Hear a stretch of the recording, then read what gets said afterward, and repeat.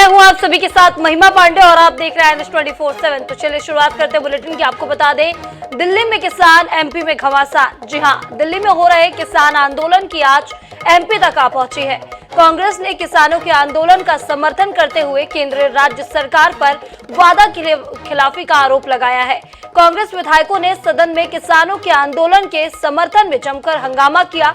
वहीं भाजपा ने पलटवार किया है कि कांग्रेस शुरू से ही किसान विरोधी रही है। देखिए हमारी इस रिपोर्ट में।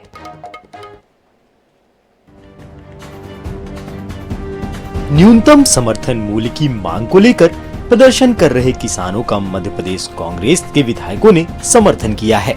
कांग्रेस विधायकों ने विधानसभा में किसानों के समर्थन में विरोध प्रदर्शन किया और सरकार से किसानों की मांग मानने की अपील की। विधायकों ने गांधी प्रतिमा के सामने जमकर नारेबाजी भी की। कांग्रेस विधायक ने आरोप लगाया कि एक तरफ केंद्र सरकार चौधरी चरण सिंह को भारत रत्न देती है, दूसरी तरफ किसानों को दिल्ली पहुंचने से रोका जा रहा। सरकार किसानों की आवाज दबाने का काम कर रही है, उसे अपनी बात कहने से रोका जा रहा।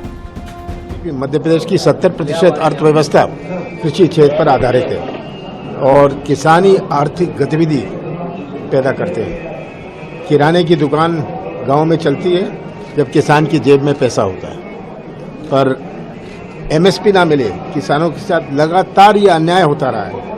अब सबसे मिनिमम डिमांड तो एमएसपी की होनी चाहिए, उनके साथ कम से कम सही भाव तो मिले।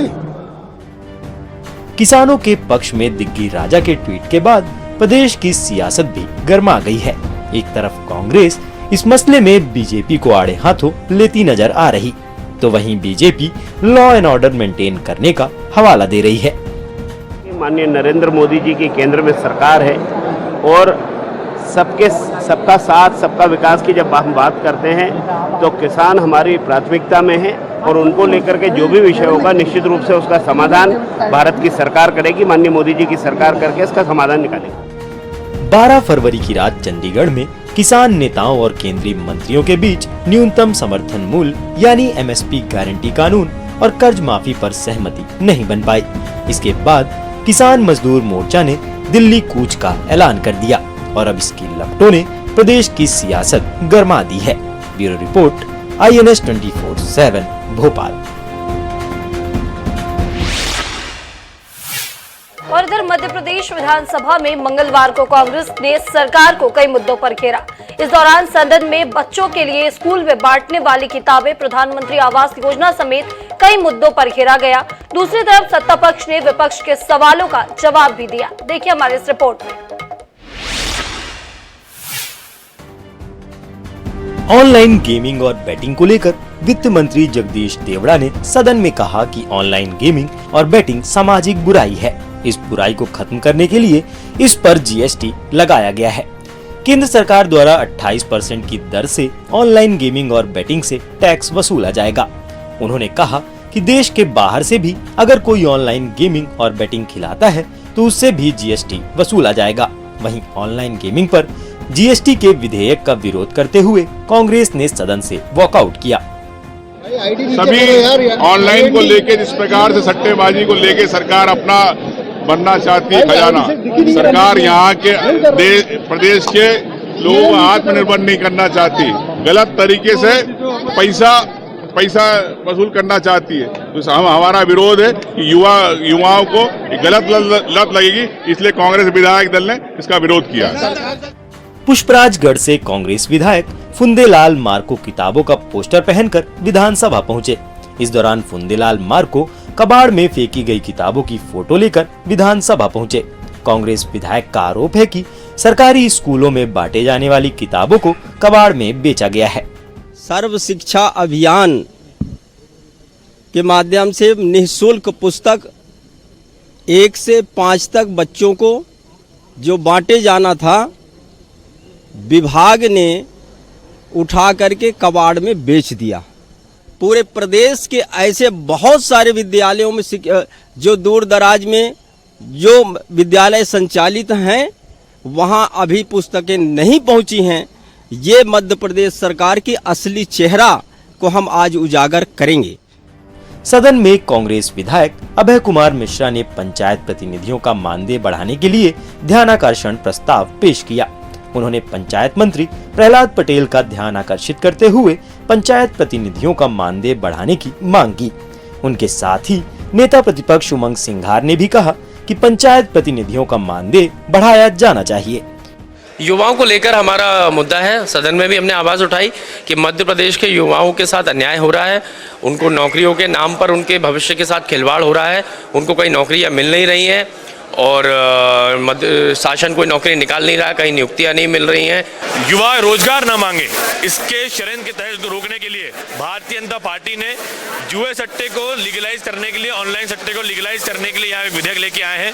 मैंने वहाँ विरोध दर्ज कराया है। मैंने वहाँ कहा है कि कृपया इसे ऑनलाइन गेम ना कहें, इसे ऑनलाइन जुआ सट्टा कहें। सत्ता पक्ष और विपक्ष के आरोप प्रत्यारोप के बीच सरकार ने चिकित्सा शिक्षा विभाग को खत्म करने का फैसले का प्रकाशन राजपत्र में कर दिया है।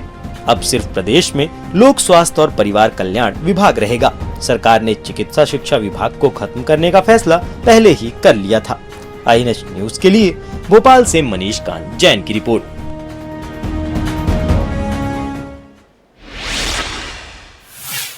और चलिए आगे बढ़ते हैं। आपको बता दें, मध्य प्रदेश में युवक कांग्रेस ने अपनी मांगों को लेकर विधानसभा का घेराव करने की कोशिश की। प्रदेश भर से आए कार्यकर्ताओं के साथ युवा कांग्रेस के राष्ट्रीय अध्यक्ष BV श्रीनिवास, प्रदेश अध्यक्ष जीतू पटवारी, नेता प्रतिपक्ष उमंग सिंघार और उपनेता प्रतिपक्ष हेमंत कटारे ने भी गिरफ्तारी दी। बता दें, इस दौरान पुलिस से प्रदर्शनकारियों की झड़प भी हुई।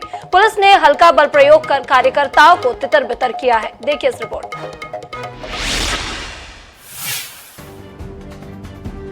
युवा कांग्रेस के कार्यकर्ता जैसे ही विधानसभा का घेराव करने निकले, पुलिस ने उन्हें मार्ग में ही आगे बढ़ने से रोक दिया। इस दौरान कुछ कांग्रेस नेताओं की पुलिस कर्मियों से झड़प भी हुई। प्रदर्शनकारियों को तितर बितर करने के लिए वाटर कैनन से पानी की बौछार की और हल्का बल प्रयोग भी किया। इस दौरान कांग्रेस प्रदेशाध्यक्ष जीतू पटवारी और कांग्रेस के राष्ट्रीय अध्यक्ष BV श्रीनिवास बैरिकेड पर चढ़ गए। इसके बावजूद पुलिस ने उन्हें आगे नहीं बढ़ने दिया। पुलिस ने आंसू गैस का भी इस्तेमाल कर प्रदर्शनकारियों को तितर बितर कर दिया। इस दौरान पुलिस ने युवक कांग्रेस के राष्ट्रीय अध्यक्ष श्रीनिवास BV, मध्य प्रदेश युवा कांग्रेस के अध्यक्ष डॉक्टर विक्रांत भूरिया समेत लगभग 30 कार्यकर्ताओं को गिरफ्तार किया। सरकार ने नया रोजगार दे दिया मध्य प्रदेश युवा को, जुआ खेलने का, वो भी लीगलाइज करके। जो आप लोग जुआ खेलो, रोजगार मत मांगो। ये रिमोट कंट्रोल CM है, कुछ नहीं चलता। दिल्ली से सरकार चलती है। ये रिमोट कंट्रोल मोहन यादव जी है। ये युवा को आपने रोजगार देने का वादा किया, आप लोग रोजगार दो। रोजगार जब तक नहीं देगा तब तक लड़ने का काम हम करेंगे। इसमें भ्रष्टाचार हो रहा है। पटवारी भर्ती में किस तरह का भ्रष्टाचार हम सबने देखा। उनको क्लीन चिट देने का काम सरकार कर रही है, तो हम लोग चुप नहीं बैठने वाले हैं। और जिस तरह से 5 लाख कर्मचारी सेवानिवृत्त होने वाले थे, उनकी उम्र वापस बढ़ाकर 62 से 65 करने जा रहे हैं। पहले 60 थी, फिर 62 करी, अब 65 करने जा रहे हैं। तो युवाओं को रोजगार कहाँ दे रहे हैं? उनका हक मारने का काम ये सरकार कर रही है। इससे पहले पार्टी कार्यालय में युवा कार्यकर्ताओं को संबोधित करते हुए प्रदेश कांग्रेस अध्यक्ष जीतू पटवारी ने कहा कि कुल 29 में से 16 सीट 50 साल से नीचे की युवाओं को देंगे। उन्होंने मोहन सरकार पर हमला बोला और कहा कि मध्य प्रदेश की आर्थिक हालात खराब है, इसलिए बहनों को 3000 रुपए प्रति माह नहीं दे सकते। गेहूं की फसल आएगी तो युवा कांग्रेस किसानों को प्रति क्विंटल 2600 रुपए मूल्य दिलाने के लिए प्रदेश भर में प्रदर्शन करेगी। इस भारतीय जनता पार्टी ने, नरेंद्र मोदी ने, हमारी आज की सरकार ने जो मोदी गारंटी दी, कल उनने बजट लाए। एक बजट का एक हिस्सा वो रामायण और महाभारत जैसे वचन पत्र में का नहीं पढ़ा गया। बजट में टोटल प्रोविजन कर्ज लेके काम करने की व्यवस्था को बनाया। जैसे हालात मध्य प्रदेश के आर्थिक है, बहनों को ये 3000 रुपए नहीं दे सकते, ये 2700 के गेहूं के दाम नहीं दे सकते, ये 3100 रुपए का धान का दाम नहीं दे सकते। बड़ी संख्या में कार्यकर्ताओं ने विधानसभा कूच करने का प्रयास किया। पुलिस ने बैरिकेड्स लगाकर कार्यकर्ताओं को रोक दिया।